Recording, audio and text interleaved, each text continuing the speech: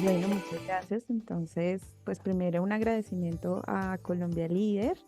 Mi nombre es Norma Sánchez, yo soy gerente de operaciones, como les mencionaba, y yo trabajo en la Fundación Saldarriaga Concha como gerente de operaciones. La fundación es uno de los asociados de Colombia Líder y pues siempre nos sentimos muy alegres y muy orgullosos de poder participar en estos espacios, de poder tener este contacto con las personas que están desde cada uno de los diferentes departamentos y municipios de Colombia. Les voy a contar un poco de la Fundación Saldarraga Concha para que ustedes nos puedan también conocer y también contactarnos y buscarnos cuando lo consideren pertinente y para lo que requieran. La fundación, si quieres pasar, es una entidad privada, es una fundación de origen familiar. Nosotros no estamos adscritos a ninguna empresa, somos una organización de origen de una familia que dejó su patrimonio a una causa muy específica que es trabajar por la inclusión social y productiva de personas con discapacidad y personas mayores. Y existimos en Colombia desde hace 50 años. Si quieres avanzar, por favor.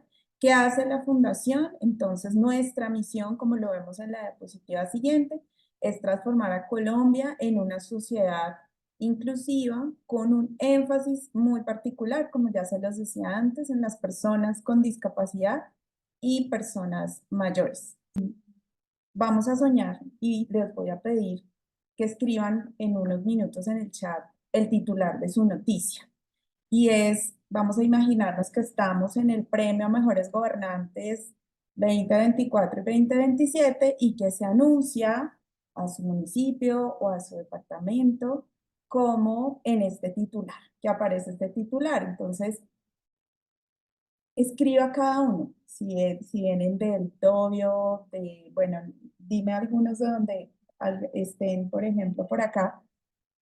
Voy a jugar. Yo estoy en Bogotá, entonces digo, Bogotá recibió el premio, el reconocimiento especial como territorio inclusivo, el premio Mejores Gobernantes ¿por qué creen ustedes que lo reconocerían? Hagamos ese ejercicio rápido y les voy a pedir que escriban en el chat por qué creen que lo reconocerían en ese premio si hablamos de que son el territorio inclusivo. Imagínenselo y suéñenselo. ¿Cómo lo verían o cómo lo describirían ustedes? Escriban ahí en el chat y los voy leyendo para ver qué tanto comprendemos o qué ideas tenemos cuando hablamos de un territorio inclusivo. Bueno, por acá nos dice Esther. Esther, ¿de dónde vienes? Entonces, el municipio, para poder leerlo bien. Entonces,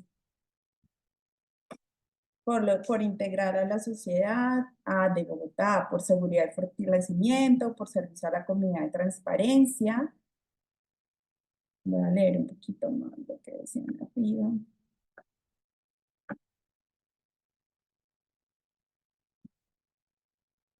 Aquí hay un mensaje nuevo. Juliana nos dice, Bogotá recibió el premio especial, se reconoce y recibió el premio a la recuperación de la calidad de vida, valores humanos. Camilo nos dice por servicio de liderazgo comunitario. Muy bien. Bueno, por liderazgo y articulación, por innovación en mecanismos de incorporación a la población adulta mayor a procesos productivos. Muy bien. Alejandra nos dice incluir a la comunidad en proyectos para su desarrollo económico. Mira, nos dice, nos dio titular completo. Hoy en la localidad de Tujuelito, nuestra alcaldesa recibió reconocimiento especial por estar en un alto porcentaje de cumplimiento con los objetivos del milenio. Toda vez que se inclusiona a las minorías, así de bien. Bien, Alicia nos dice por darle una oportunidad a los renacidos adultos mayores que son el faro de las nuevas generaciones. Anita sobresalía por trabajar con un enfoque humanístico, sistemático y participativo. Bueno, pues entonces, con esas primeras, con ese sueño por incluir a la comunidad, nos dice Erwin, por incluir a la comunidad en la apropiación de tecnología e inteligencia artificial. Todas esas ideas ustedes nos están dando también acá para ver cómo podemos ir materializando también ese sueño y ese titular. Entonces, vamos a pasar y les voy a hablar en todo este tema de inclusión y diversidad. Como bien lo decía al principio, nosotros desde la Fundación nos enfocamos, tenemos un énfasis particular en las personas con discapacidad, las personas mayores, y hoy les voy a hablar un poco también de estos temas. Por acá nos siguen llegando también sueños y titulares, y pues maravilloso para ver en 4 años también cómo se hacen realidad y se materializan estos sueños. Bueno, lo primero es que quisiera plantearles, bueno, cuando pensamos en una gestión inclusiva y que tenemos que pensar en cómo es una gestión inclusiva cuando hablamos de discapacidad, entonces acá hablamos, y esto, si bien está definido, este es un concepto que nos trae un trabajo conjunto que realizamos con UNICEF y con el Gobierno Nacional, eh, pero digamos que hay tres elementos que, si bien acá están puestos para discapacidad, uno lo puede pensar de una manera mucho más amplia y son para las diferentes poblaciones o grupos que habitan en cada uno de nuestros territorios.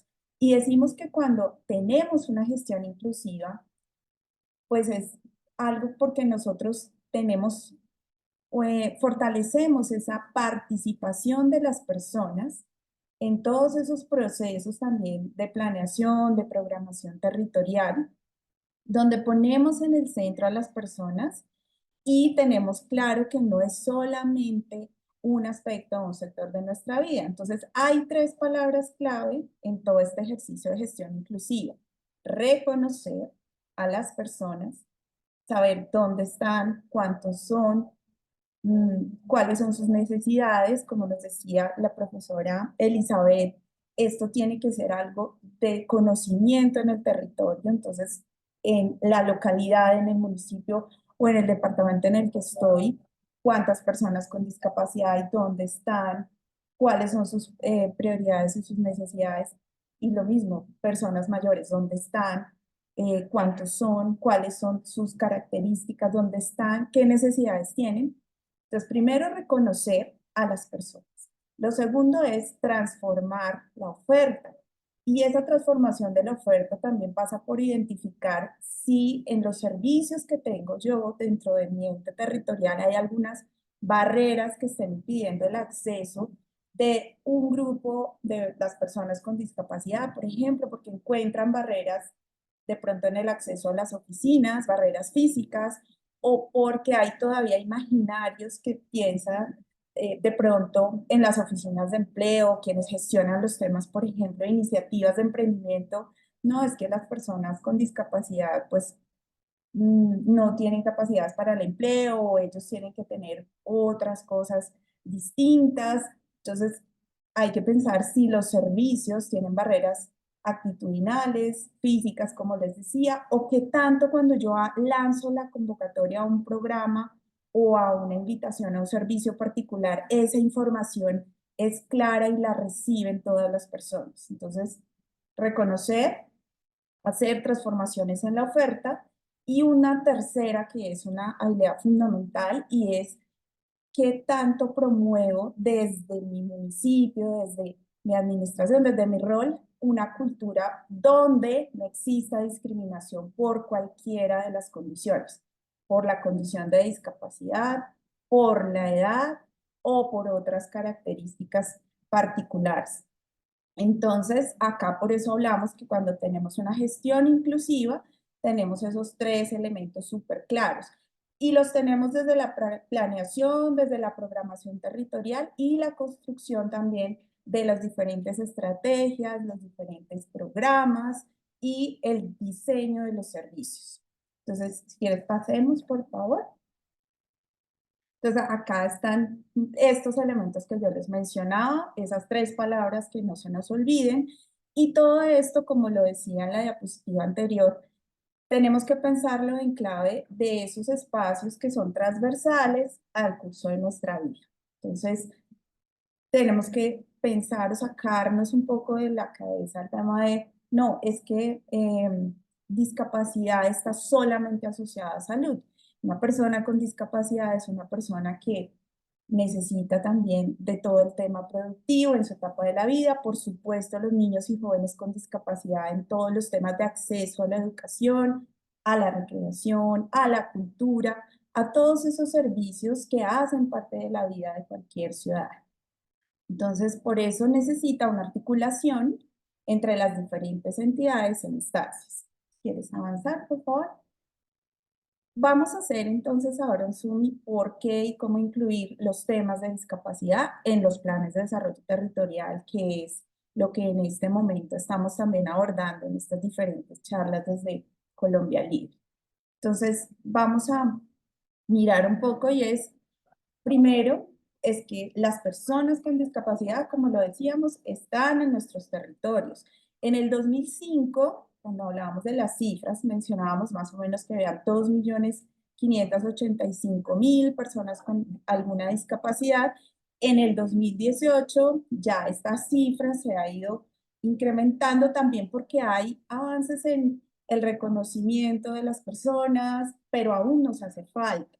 Vemos que acá partimos de unas cifras que tiene también las cifras oficiales, obviamente del Censo DANE, pero también hay todavía mucha necesidad de avanzar en el tema del reconocimiento y eso lo vamos a ver priorizado con los temas de certificación de discapacidad.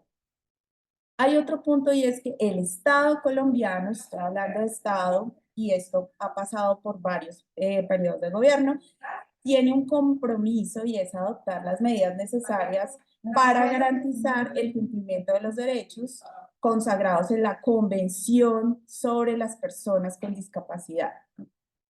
La Ley 1618 del 2013, en el artículo 5, establece además que las entidades públicas del orden nacional, departamental, municipal, distrital y local en el marco de todo el Sistema Nacional de Discapacidad, son responsables de la inclusión real y efectiva de las personas con discapacidad, debiendo asegurar pues que en todas sus políticas, planes y programas garanticen el ejercicio de sus derechos. Entonces, ahí tenemos también una responsabilidad desde los entes territoriales en identificar, en lograr también que avancen los procesos de certificación y con eso que las personas con discapacidad sean también mucho más visibles.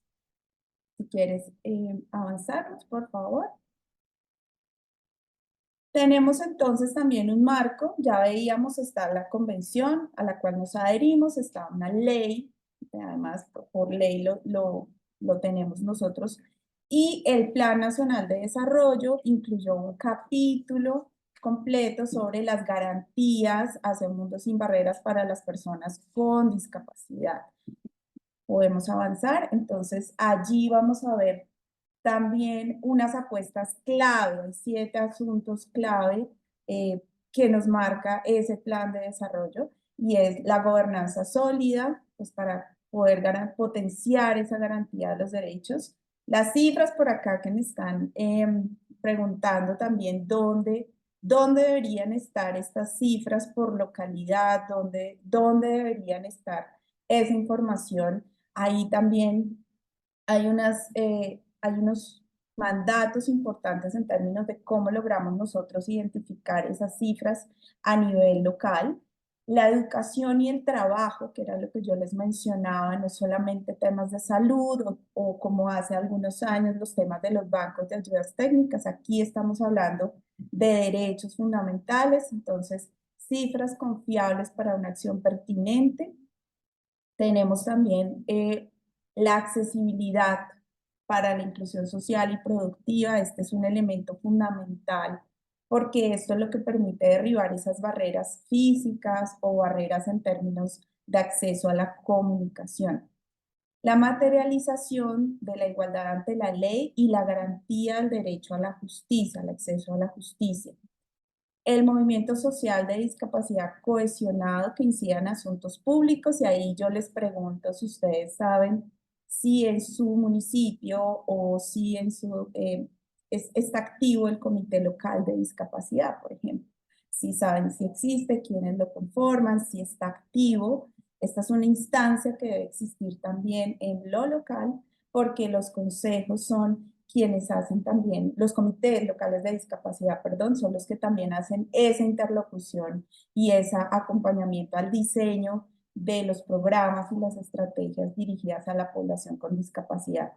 Y por supuesto, todos los temas de interseccionalidad. Entonces, acá tenemos en muchas ocasiones personas con discapacidad, migrantes, personas con discapacidad que son también personas mayores, y todos esos temas se tienen que reconocer. Estos son unos asuntos que siempre tenemos que tener en cuenta. Si quieres, avancemos, por favor. Y hay 5 temáticas que em, que nos invitan también a reflexionar en torno a cuáles son esas prioridades que deberíamos ver reflejadas en los planes de desarrollo territorial. Lo primero es el procedimiento de certificación de discapacidad y registro de localización y caracterización de personas con discapacidad.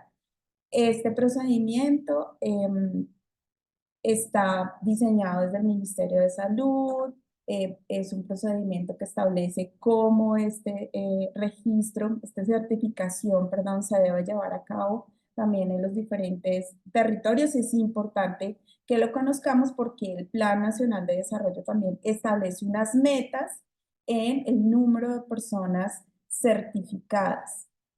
Y esto, por supuesto, pues tiene que verse, es materializado en cada uno de los diferentes territorios.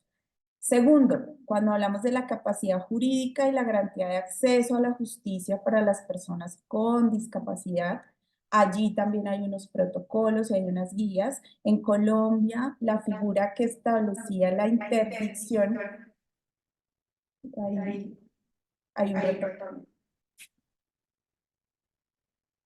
¿Ya?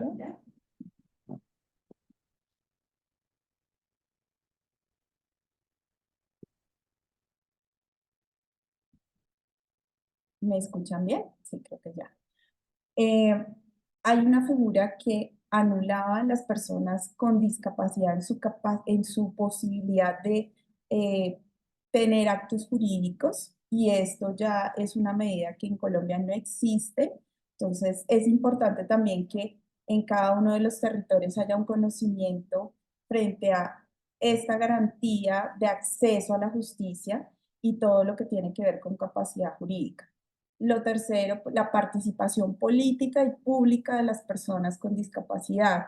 Como les mencionaba, están los comités locales, las organizaciones de personas con discapacidad, que también desde lo que se ha reconocido es cómo se fortalecen esas organizaciones y cómo ellos pueden también participar. Hay un principio que nos marca la convención y es nada sobre nosotros y nosotros, es decir, políticas, planes y programas diseñados con las personas con discapacidad para que realmente estén en el centro.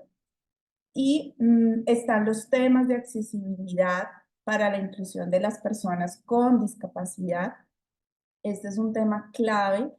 Como les mencionaba también, están todos los temas de si saco un aviso, si tengo también una información que entregar y sé que en mi municipio hay personas con discapacidad visual, ¿cómo garantizo que esa información les llegue también a ellos?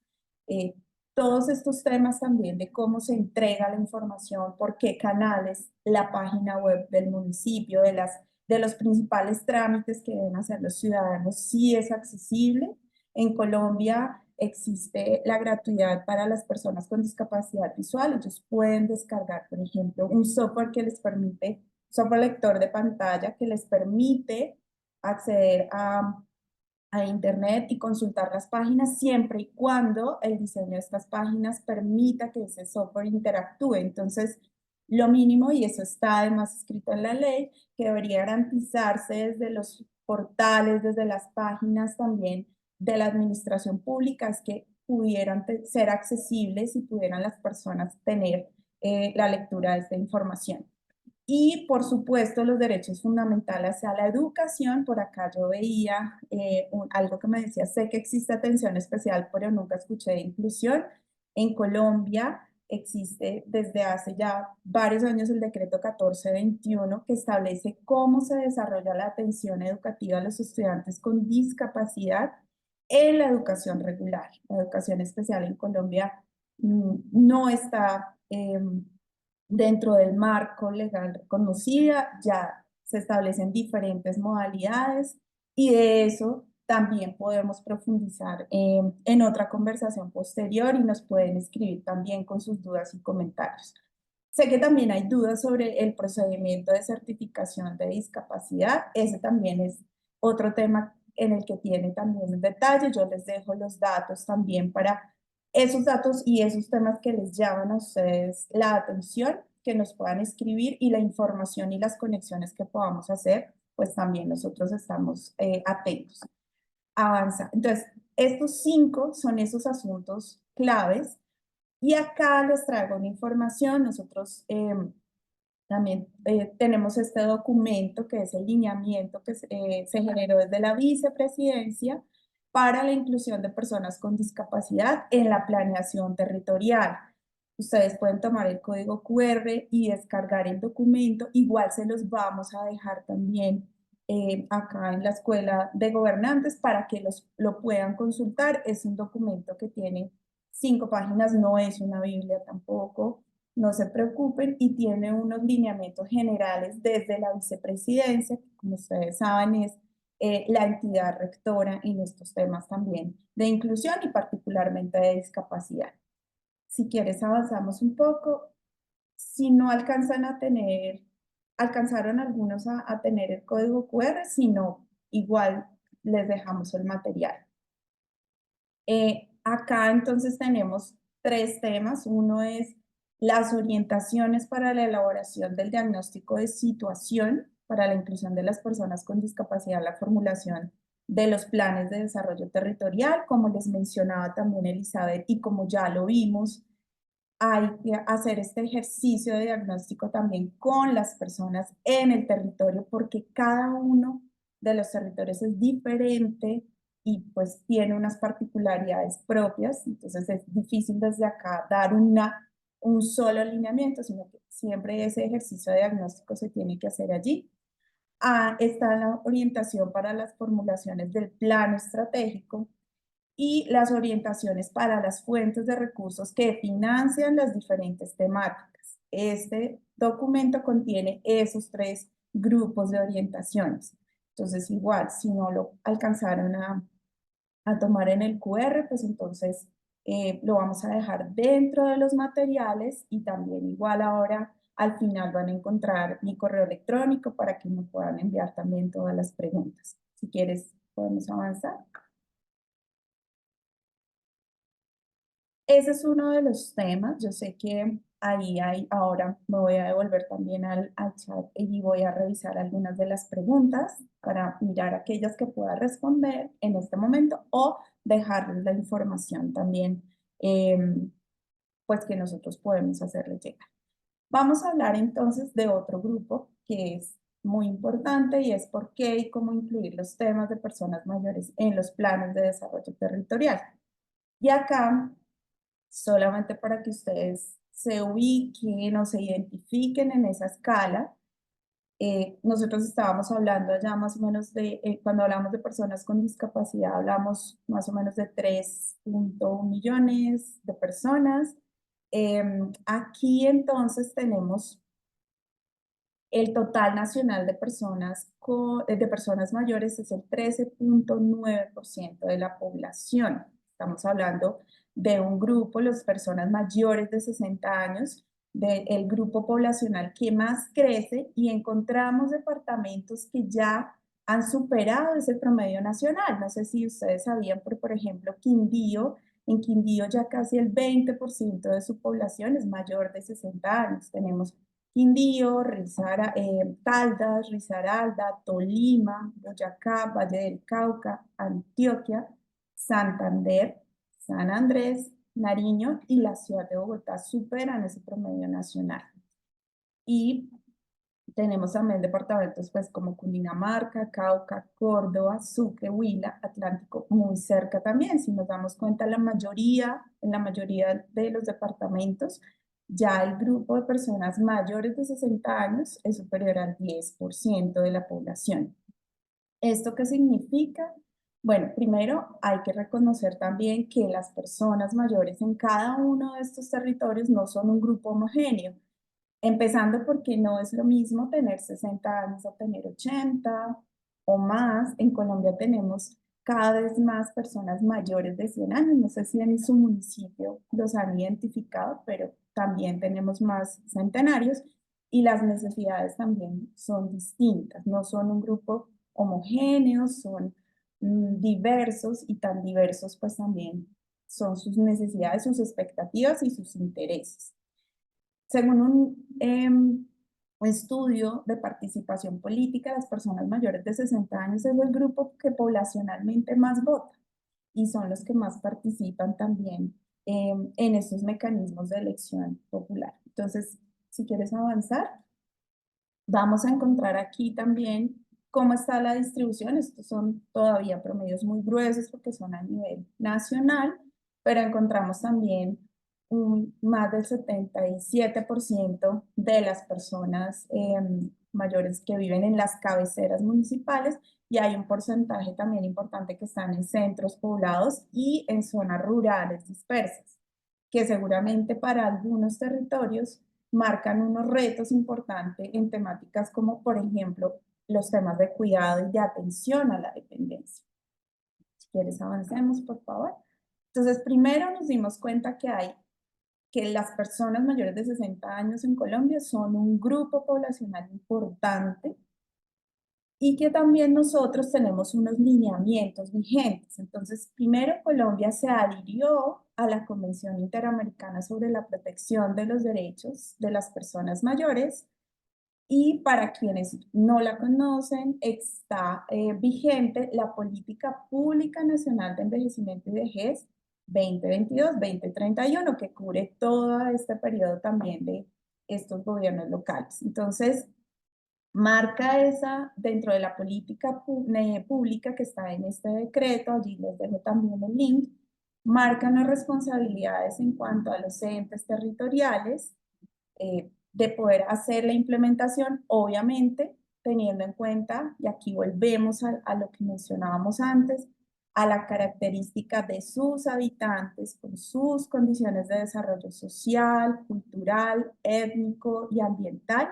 y con sus características políticas y administrativas. Entonces, son diferentes seguramente las características de las personas mayores de 60 años que viven en lo que veíamos antes, ¿no? En Quindío y aún dentro de los municipios a las personas mayores de 60 años que viven, por ejemplo, en el Cauca o en el Chocó. Son diferencias en las que tenemos que a estas líneas generales de la política aterrizarlas en un contexto propio particular y reconociendo obviamente todas las diferencias de donde está lo cultural, lo étnico y lo ambiental.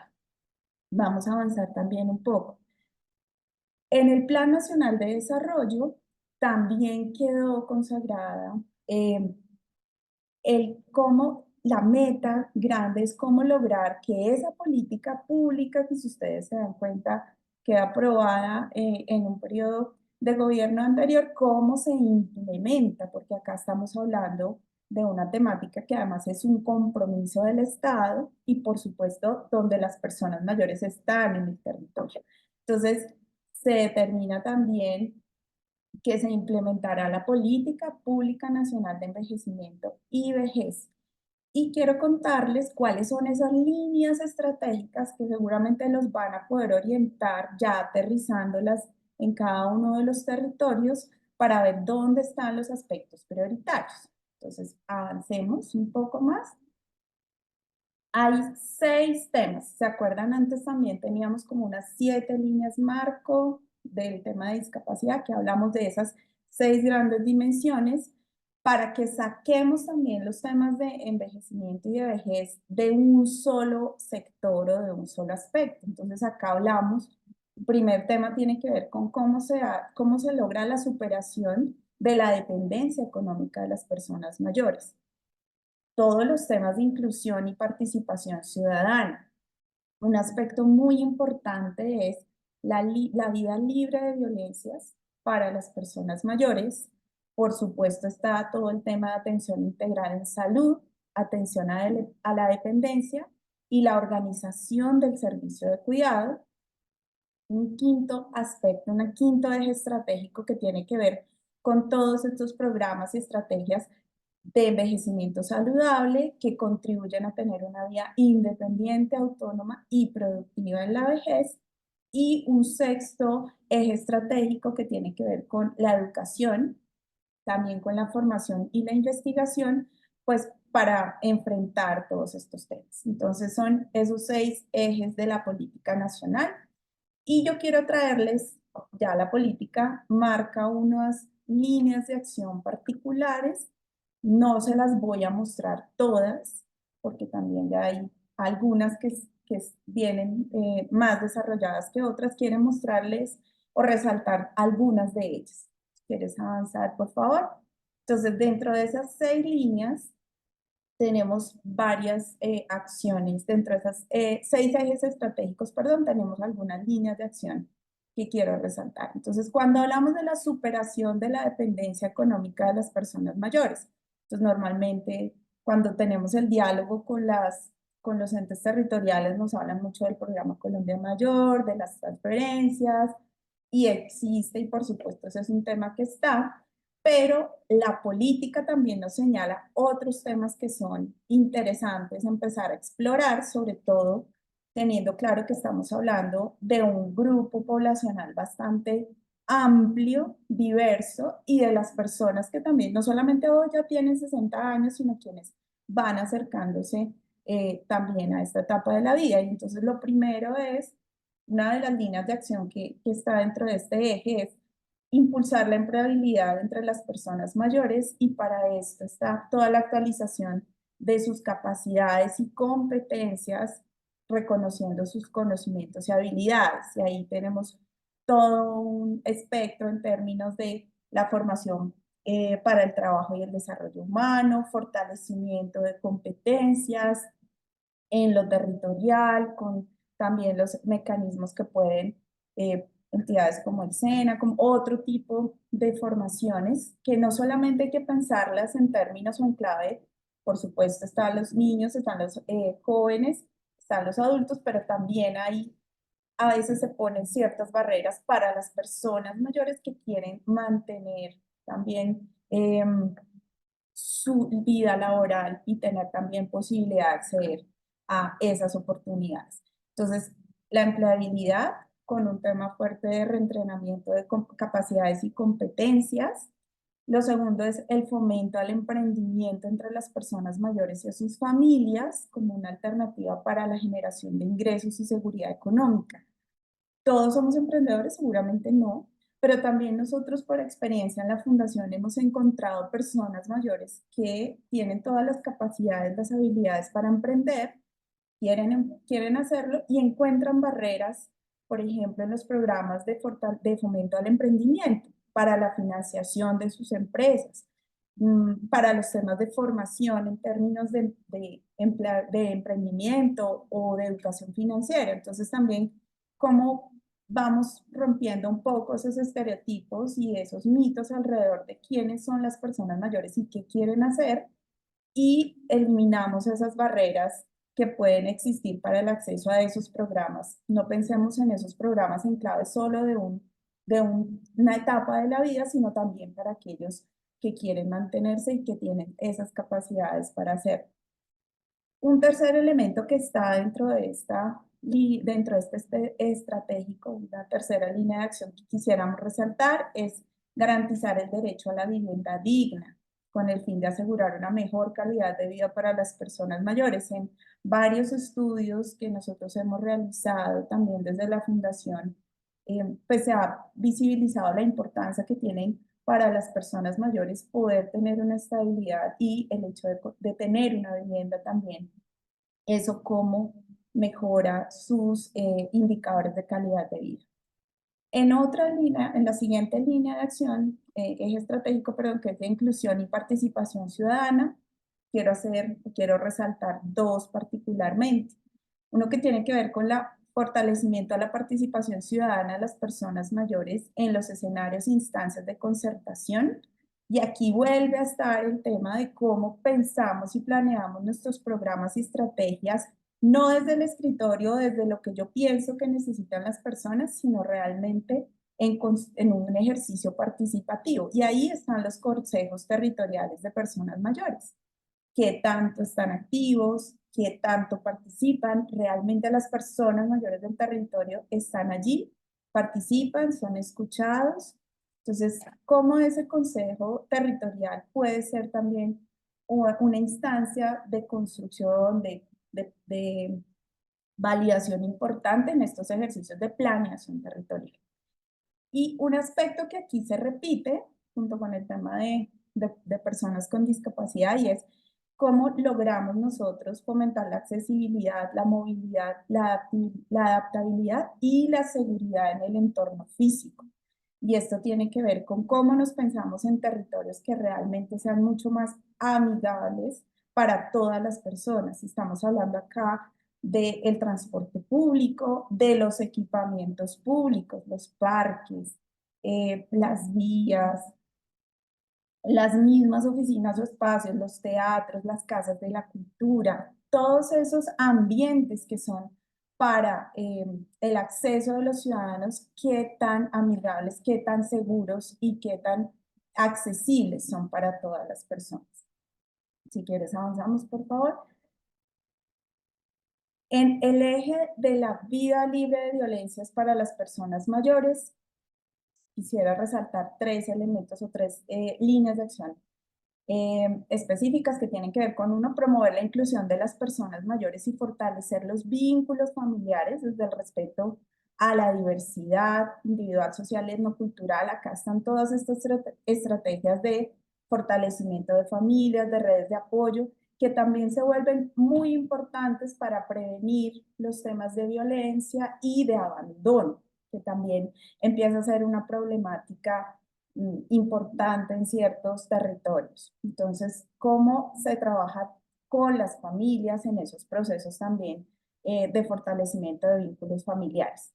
La eliminación de la discriminación contra las personas mayores. Si hablábamos o si recordamos al principio, yo les decía, uno de los elementos de una gestión inclusiva tiene que ver cómo se promueven culturas inclusivas. Y eso pasa por empezar desde la misma administración a eliminar esos procesos de discriminación. En este caso, la discriminación contra las personas mayores. Y por supuesto, es necesario fortalecer la capacidad jurídica, el acceso a la justicia para las personas mayores y la claridad que se tenga de cómo, cuáles son las rutas para todos los temas de denuncia, atención a los casos de violencia y de maltrato contra las personas mayores. Por supuesto está el eje estratégico de atención integral en salud, atención a la dependencia y organización del servicio de cuidado. Es un elemento que cobra relevancia de una manera importante y que pues en este momento también se tiene que articular con todo lo que se está desarrollando desde el nivel nacional en el Sistema Nacional de Cuidado. Vamos entonces a pasar al siguiente eje estratégico, que tiene que ver con el envejecimiento saludable para una vida independiente, autónoma, productiva en la vejez. Y acá vamos a encontrar toda una línea de acción para aquellas estrategias que buscan la promoción y el mantenimiento de la salud física y mental. Acá no solamente estamos hablando ya de la atención y ya en las condiciones particulares, sino también cómo podemos nosotros, desde los diferentes programas, estrategias, promover ese mantenimiento de la salud física y mental a lo largo de la vida y también en las personas mayores de 60 años. No podemos pensar que todos los ejercicios de promoción de la salud solamente son para quienes están antes, por supuesto para quienes están antes, pero también a lo largo de la vida hasta el final. Todos los temas de fomento a la salud nutricional, y acá no estamos hablando, acá estamos hablando también de estos temas de seguridad alimentaria, pero también de los hábitos y estilos de vida. Esto obviamente tiene que tener una contextualización en lo cultural, y lo sabemos. Digamos, las dietas y la forma como nos alimentamos regionalmente tiene cambios, pero también encontrar maneras de combinar los alimentos, de cómo garantizamos también los temas de seguridad alimentaria y una dieta que permita también a todas las personas tener unas condiciones favorables para su salud a lo largo de la vida. Aquí hay algo bien importante y yo se los cuento, es que a nivel nacional, la última encuesta nacional de salud mental, de nutrición, perdón, la ENSIN, cortó a cierta edad y dejó por fuera un grupo importante de personas mayores. Y esto es algo que en el plan y la política nacional reconoce y establece que esa encuesta se tiene que desarrollar, pues por supuesto, para todos los grupos de población. En otro eje estratégico tenemos la educación, formación e investigación, y acá voy a resaltar dos líneas de acción particulares. Uno es fomentar la educación y el aprendizaje en la vejez. Entonces, algunos dirán, pero ¿cómo así? El tema de educación no solamente es para los niños y jóvenes, no. La convención y también la política nos dice es importante generar oportunidades de formación a lo largo de la vida. Recordemos que estamos hablando de un periodo de 60 años y más, y aquí hay personas, como les decía, que llegan a más de 100 años. Entonces, todas esas oportunidades de formación continua y de poder aprender. Y hay un tema muy importante ahora que estamos hablando en Colombia de la conectividad, los datos abiertos, el uso de información, y es cómo podemos nosotros promover el acceso y uso de las tecnologías de información y comunicación y la alfabetización digital. En estas iniciativas de digitalización de muchas ciudades o municipios donde la ventanilla de servicio al usuario o varios de los trámites se pasan a medios virtuales, ¿qué pasa con las personas mayores que necesitan tener acceso a esos trámites? Entonces, a la par que vamos haciendo todos estos ejercicios de modernización y de digitalización de las administraciones, pues es importante reconocer dónde están esas brechas en nuestras poblaciones y trabajar por mejorar, por cerrar esas brechas que nos están generando esa exclusión. Estas son entonces los ejes grandes de la política, las líneas de acción, y es donde se deberían enmarcar como esas acciones ya en lo territorial, obviamente, y lo que les decía, partiendo del contexto específico, de las necesidades del territorio, de las priorizaciones que se hagan también con las mismas comunidades, en este caso personas con discapacidad y personas mayores, pero que nos marcan ya como, bueno, ¿y por dónde arranco? ¿Qué debo tener? ¿Qué elementos deben estar?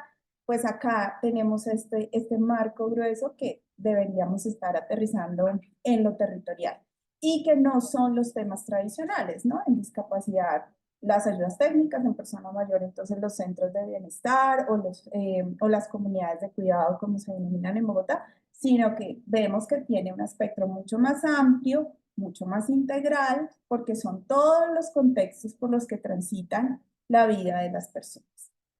Si quieres, avancemos, por favor. Les voy a hacer una recomendación final, solamente así como de ñapa, y es importante tener siempre cuidado con el lenguaje. ¿Cuáles son las recomendaciones que no hacemos, no hace la Saldarrega Concha? Son las recomendaciones que nos hacen la Convención de Naciones Unidas, eh, la misma política pública nacional. Es el uso del lenguaje. Entonces, siempre, avancemos, siempre ponemos primero la persona. Entonces, a veces me dicen, no, es que yo no sé cómo utilizar el término adecuado, me enredo, me confundo, es muy difícil. Primero la persona. Primero la persona y luego viene la condición eh, o la característica, que sencillamente es eso. Entonces, una persona con discapacidad, una persona mayor. Si tengo que hablar en genérico, si estoy dirigiéndome a una persona, pues siempre la recomendación es por su nombre, antes que cualquier otra cosa. Primero, siempre la persona. Y tenemos que evitar ciertos términos. Yo se los dejo también ahí, solamente para que ya cada vez, digamos que vamos avanzando un poco más en el uso del lenguaje, pero todavía encontramos temas donde hay necesidad de reeducarnos. ¿Quieres avanzar un poco? Entonces, estos son primero la persona y pues evitar usar otros términos que pueden sonar despectivos o que no reflejan la realidad de todas las personas. Entonces, a veces nos referimos, por ejemplo, en el caso de las personas mayores, a los abuelos o abuelas.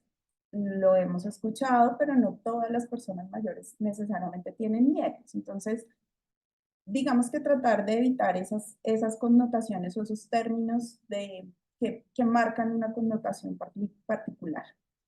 ¿Quieres avanzamos? Yo les voy a dejar también mis datos, más la que sigue, por favor. Acá están los datos de las redes sociales de la fundación. Está la página web de la fundación también. Mi nombre y el correo electrónico. Sé que hay muchas inquietudes ya sobre temas más específicos. Me han preguntado por acá también es como a quién se debe acudir para reclamar el hecho de que con las ciclorrutas se olvidaron los espacios y recorridos de las personas con discapacidad ahí por la ciudad. Bueno, esos son temas, por ejemplo, que hay que empezar a recoger en todos estos ejercicios también de planeación y cómo se hace, por ejemplo, el Instituto de Desarrollo Urbano, o sea, como todos estos escenarios de participación también son importantes empezar a levantar la mano y llevar la voz. Entonces, ahí las inquietudes y las preguntas que tengan, no sé si tenemos tiempo para algunas preguntas y también me las pueden hacer llegar al correo electrónico, las que podamos responder o lo remitimos también como alguna información adicional que tengamos. Muchas gracias. No sé si fue claro.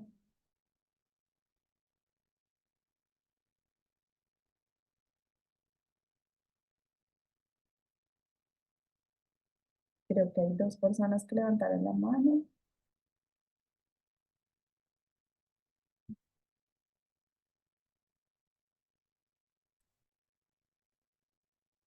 Bueno, muchísimas gracias. Por aquí tenemos dos personas que tienen preguntas. Si desean hacer preguntas, este es el momento. Pueden escribirlas a través del chat y con mucho gusto la doctora Norma se les puede responder.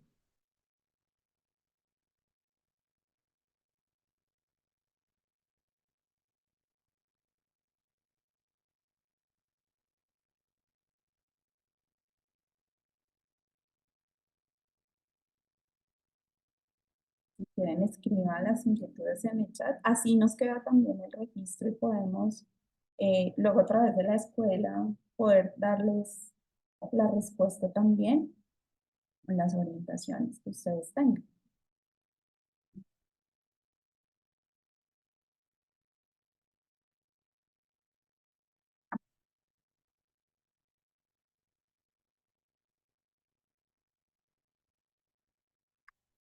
Voy a referirme a una inquietud que creo que la vi mientras estaba hablando y es como los temas de la formación de los maestros en todos los temas también de educación. Acá también está Ana Liliana, vuelve y nos lo dice, sí, definitivamente ahí, definitivamente allí hay una necesidad importante de hacer unos procesos de formación que son corresponsabilidad. Obviamente están las secretarías de educación, el Ministerio de Educación Nacional, y hay esfuerzos también desde lo privado. Nosotros desde la Fundación tenemos un centro de recursos en la página. Por supuesto, nosotros no reemplazamos en ningún momento ni al Ministerio de Educación ni a las Secretarías de Educación, pero allí encuentran también recursos, información, tenemos una comunidad de maestros por la inclusión, donde lo que hacemos es facilitar la conexión, el diálogo entre los maestros. Lo que hemos encontrado es que ese diálogo entre pares es fundamental también porque los maestros ya en el ejercicio es donde encuentran las situaciones específicas, encuentran las dudas y las inquietudes y quienes terminan resolviéndoselas son los mismos docentes. Entonces, ahí digamos que hay un ejercicio también de cómo se facilita ese diálogo. Eh, lo mismo los procesos de formación obviamente deben considerar ese tema cuando se están planteando desde las necesidades y priorizaciones de los gobiernos locales articulados con el Ministerio de Educación Nacional. Y desde lo privado, pues también lo que yo puedo invitarlos es a que entren a la página de la fundación, a que encuentren el centro de recursos, ahí encuentran alguna información y material. Y si quieren unirse también para los docentes que conozcan y que tengan ese interés, poderse unir al grupo de maestros por la inclusión.